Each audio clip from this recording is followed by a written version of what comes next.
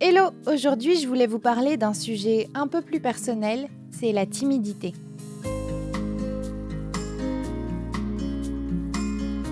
J'ai déjà eu quelques-uns d'entre vous qui m'ont demandé comment je faisais pour pas être timide ou comment j'osais me montrer sur internet.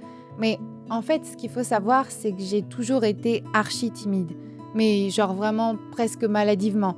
Quand j'étais au collège, j'osais à peine sortir de chez moi par peur de croiser quelqu'un que je connaissais. Et au lycée, j'allais à l'école avec une boule au ventre. Et j'étais complètement renfermée sur moi-même et c'est que quand j'ai été dans une classe d'une vingtaine de personnes que j'ai commencé un peu à m'affirmer et à m'épanouir. Il y avait vraiment pas beaucoup de monde dans le littéraire. Tout ça pour vous dire que je suis pas née avec une aisance dans mes rapports avec les autres et que c'est vraiment un long cheminement qui m'a conduit à être comme je suis maintenant. Et sans surprise, ça passe par le théâtre. Je sais, on répète très souvent aux gens qui sont timides de faire du théâtre. Ça peut vous paraître bateau, mais j'en ai fait l'expérience et je peux vous dire ce que ça m'a apporté. En fait, ce qu'il faut comprendre avec la timidité, c'est que comme toute habitude qu'on veut changer sur la durée, on peut y aller par paliers. On a une zone de confort, sans doute assez petite au début, surtout si on est jeune et qu'on se cherche, et en fait, on peut l'agrandir par des petites actions quotidiennes. Et pour ça, le théâtre, c'est parfait.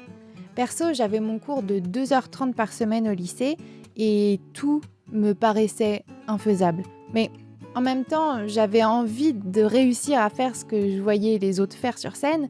Du coup, ça me motivait. Par exemple, j'avais une peur bleue d'improviser. C'est d'ailleurs toujours pas mon fort aujourd'hui. Pas du tout. Je savais pas quoi faire de mon corps sur scène. Pareil pour ma voix, hein, je savais pas comment dire mon texte. J'avais super peur de me tromper sur mon texte. Je pensais qu'à la prochaine réplique que je devais dire. J'avais peur d'être mal vue, peur de mal faire les choses, peur d'être ridicule, peur du regard des autres. Vraiment grosse angoisse quoi. Et pourtant, au fur et à mesure, j'ai gagné en aisance physique et verbale. J'osais un peu plus de choses, j'étais un petit peu, mais vraiment un petit peu, moins stressée sur scène. Et je prenais même de plus en plus de plaisir à interpréter les différents personnages. En gros, j'ai gagné en assurance, quoi. Et je pense sincèrement que ça peut avoir le même effet sur vous. Ça demande de la patience et de la persévérance, c'est sûr, mais on n'a rien sans rien et ça vaut vraiment le coup. Petit à petit sur scène, on apprend à gérer ses émotions, et notamment son stress. On s'habitue au regard des autres et on prend confiance en soi. Et ça, même si vous avez aucune envie de devenir comédien, c'est bon à prendre dans la vie de tous les jours. Après, là, moi, je vous parle du théâtre parce que c'est ce que j'ai expérimenté et que je trouve le plus complet pour apprendre à gérer sa timidité, mais ça peut passer par plein d'autres trucs, comme le sport ou l'art, par exemple. D'ailleurs, je sors cette vidéo près de la rentrée, c'est peut-être le moment de vous inscrire à une nouvelle activité. Est-ce que vous avez remarqué le nombre de fois où j'ai dit peur depuis le début de la vidéo ? Beaucoup de fois, et le compteur va encore monter. Parce que pour moi, la timidité, c'est avant tout la peur du regard des autres et de leur jugement. Ça peut être tout un tas d'autres raisons, mais pour moi, c'était majoritairement celle-là, avec un gros manque de lâcher-prise, mais je reviendrai peut-être dessus plus tard. Reprenons mon exemple de tout à l'heure. La collégienne à grosse frange que j'étais avait peur de croiser des gens qu'elle connaissait dans la rue. Mais de quoi j'avais vraiment peur ? Juste de les croiser ? Non, j'avais peur de ce qu'ils allaient penser de moi. Et pourquoi ça ? Je pense qu'à ce moment-là de la vidéo, vous l'aurez deviné, mais oui, tout vient bien d'un gros manque de confiance en moi. Et en fait, j'avais projeté mes propres peurs dans le regard que les autres me portaient. Alors qu'en vrai, ils en avaient sans doute rien à faire de me croiser dans la rue. Donc le fond de ma timidité, ce qui l'alimentait sans cesse, c'était moi-même.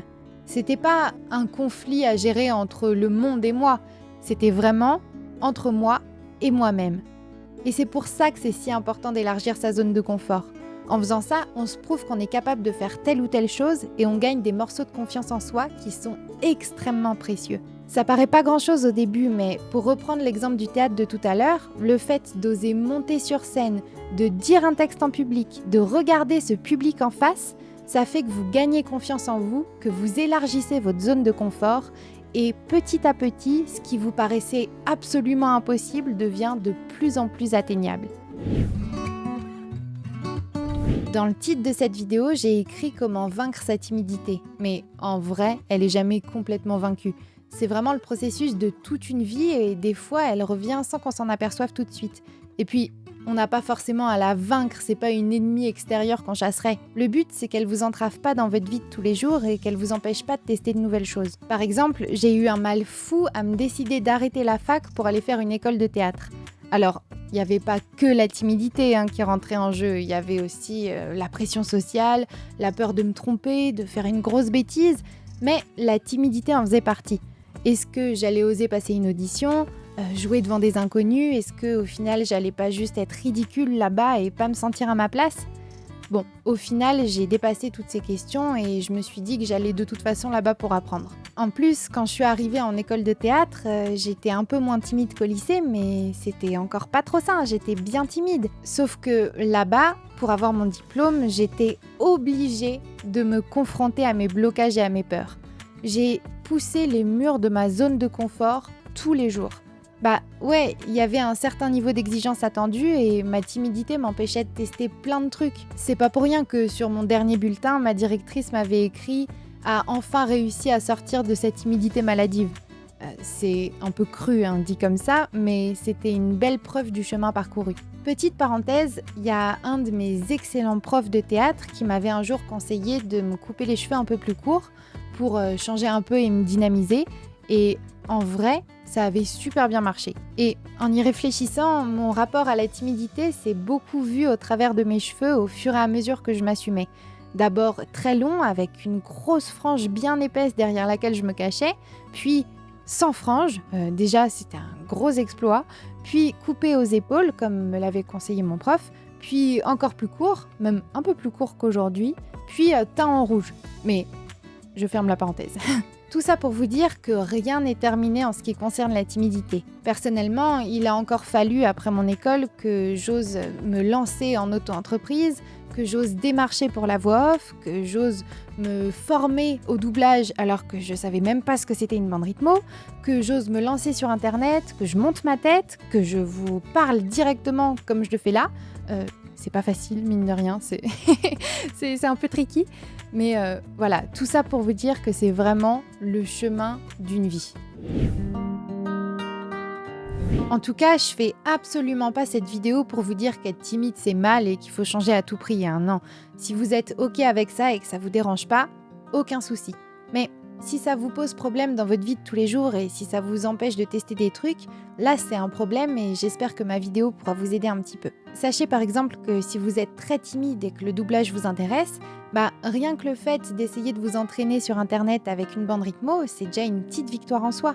Alors, pas forcément mes bandes rythmo, celles de n'importe qui. D'ailleurs, je vous rappelle que j'ai fait une chaîne secondaire pour mes bandes rythmo, elles y seront bientôt toutes. Ne vous jugez pas, ça tue dans l'œuf toute tentative de progrès.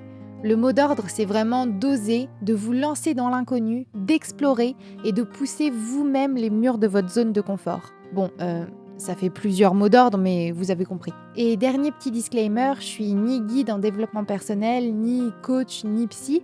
Je voulais juste vous partager mon expérience personnelle et si vous pouvez vous retrouver un peu dedans et si ça peut vous aider un peu, j'en serais très contente. Et n'hésitez pas à me dire en commentaire quel est votre rapport à vous, à la timidité. Moi, je serais très curieuse de lire tout ça et je pense que ça peut intéresser pas mal de personnes. Allez, je vous fais des gros bisous et à bientôt.